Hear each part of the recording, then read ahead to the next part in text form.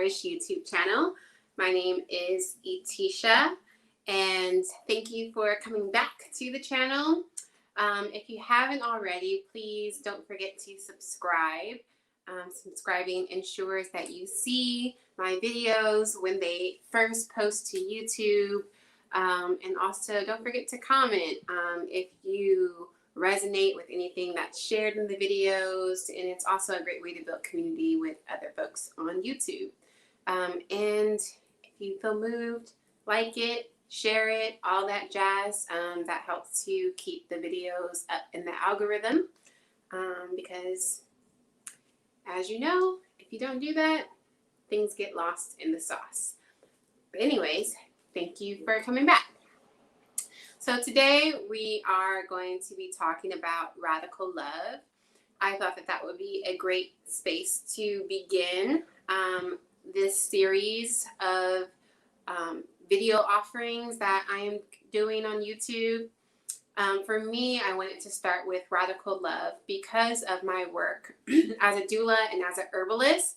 I feel like it's a great space to begin when you're having a conversation about healing work or wellness.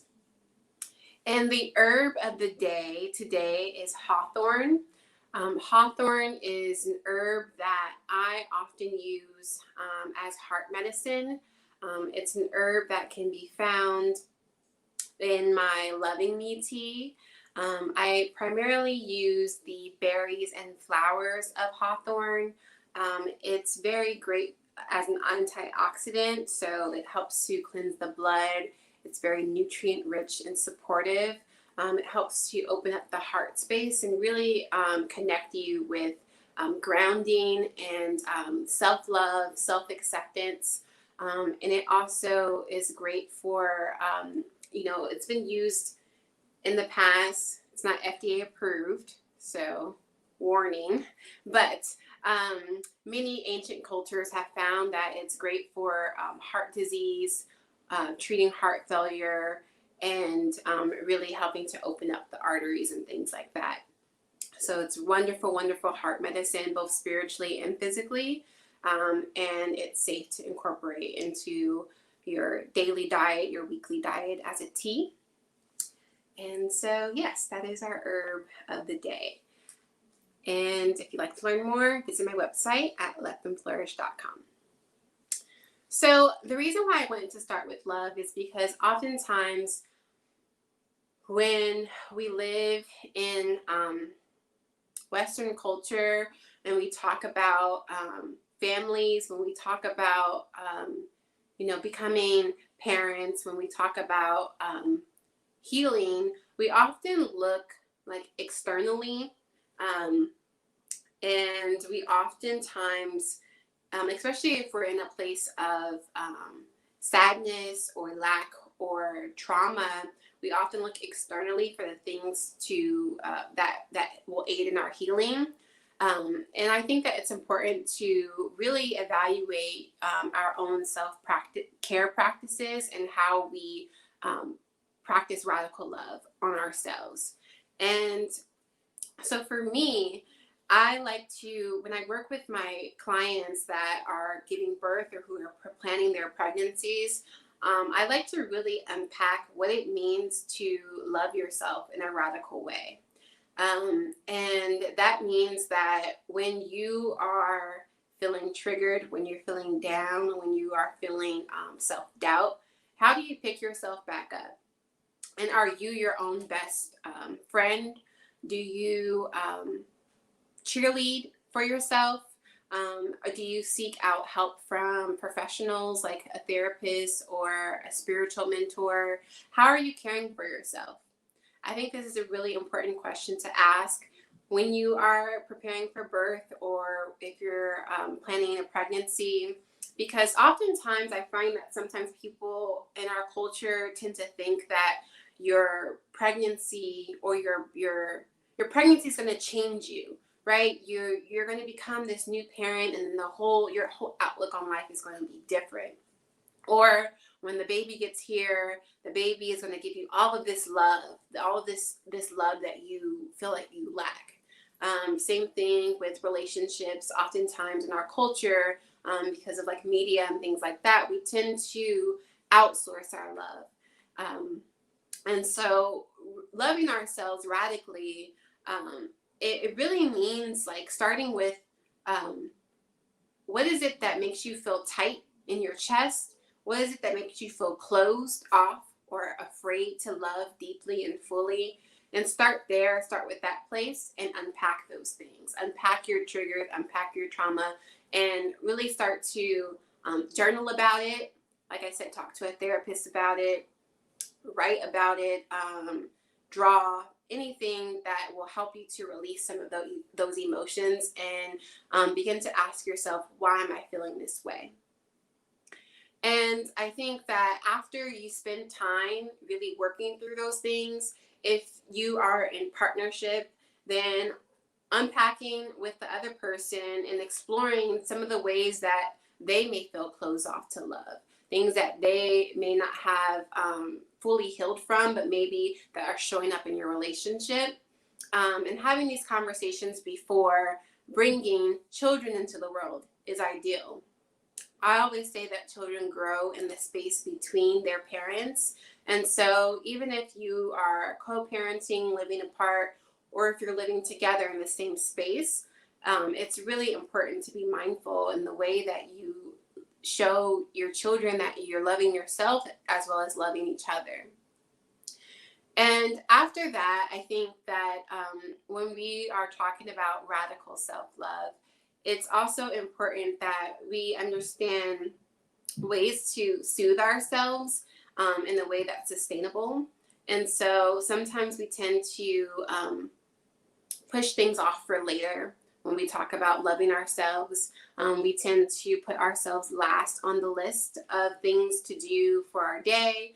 And so when I'm working with clients, oftentimes before they give birth, I like to encourage them to create a plan of things that they're activities that they're going to maintain while they're pregnant, as well as continue to do after giving birth.